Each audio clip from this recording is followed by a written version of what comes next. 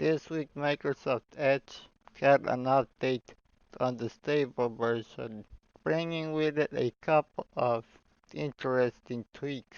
The most popular and probably the most convenient as well, since it might save you some money at times.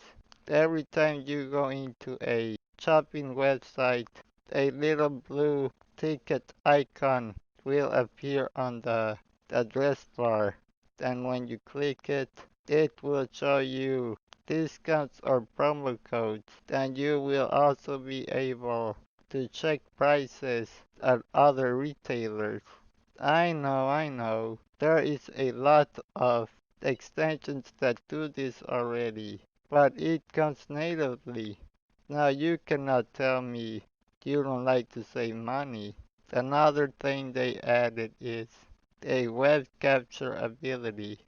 You go on it either by clicking the right click and then selecting web capture. You can also click the three dots and select web capture.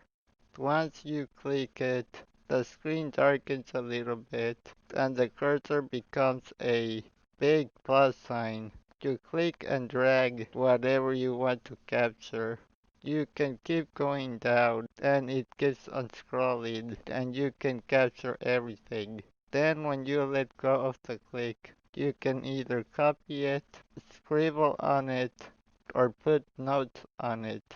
To tell you the truth, I don't really like this.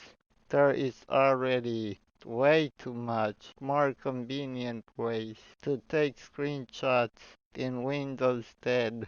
Maybe they did this for the very low powered and low hard drive capacity computers out there in the battle with Chrome OS. Another notable thing is the ability to highlight with your keyboard on a PDF. Other than that, it was mostly changes for enterprise versions and security updates, but it was a great update. It can save you money right for the holiday shopping. This was Mr. TikTok. Until next time, if you like our videos, please subscribe.